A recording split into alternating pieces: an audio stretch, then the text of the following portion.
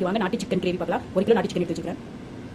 சின்ன குளிக்கரண்டியில் 2 குளிக்கரண்டி நல்லெண்ணெய் எடுத்து வச்சுக்கிறேன். தாளிப்புக்கு பட்டை, ஏலக்காய், சோம்பு, கிராம்பு, இலை இல்லை தாளிப்புக்கு என்னென்ன தேவையோ அதெல்லாம் கொடுக்கணும். சோம்பு பொரிச்சோன்னே நான் 2 பெரிய வெங்காயம் எடுத்து கட் பண்ணி வச்சுக்கிறேன். 2 பெரிய வெங்காயம் போட்டுக்கோங்க. நல்லா கலரி விட்டுக்கோங்க.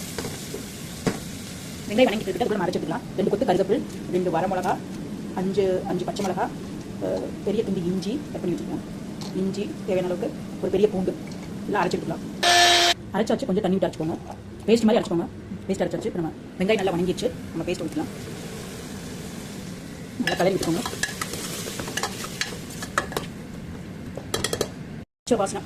பச்சை வாசனை போயிடுச்சு. எண்ணெய் பிரிஞ்சு வந்துச்சு பாருங்க. இஞ்சி பூண்டு இதெல்லாம். இப்போ 3 தக்காளி, நாட்டு தக்காளி கட் பண்ணி வச்சுக்கிறேன். போட்டுக்கோங்க. மஞ்சள் தூள் ஒரு 1/2 ஸ்பூன் நல்லா கலரி விட்டுக்கோங்க.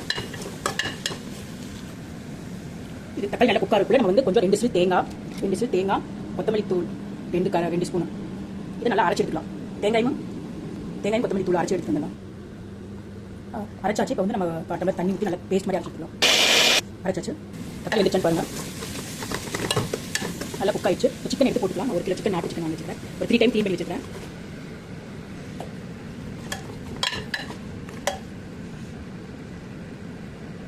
நல்லா கலரி விட்டுக்கோங்க. 5 நிமிஷம் இந்த இதுலேயே ஆல்ரெடி காரம் தேவையில்லை. ஆல்ரெடி வரமிளகா, பச்சை மிளகா, இஞ்சி அந்த காரமே போதும். இது கொஞ்சம் ரொம்ப காரம் நல்லா கலரி விட்டுக்கோங்க.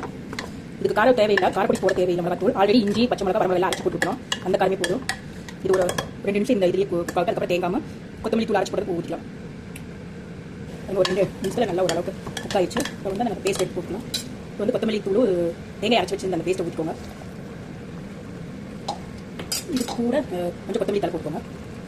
நல்லா கலரி விட்டுக்கோங்க. அது கூட மறக்க கொஞ்சம் 1/2 டம்ளர் தண்ணி நல்லா கலரி விட்டுக்கோங்க. நல்லா கலரி விட்டாச்சு. இப்போ தேவையான அளவுக்கு உப்பு போட்டுக்கோங்க.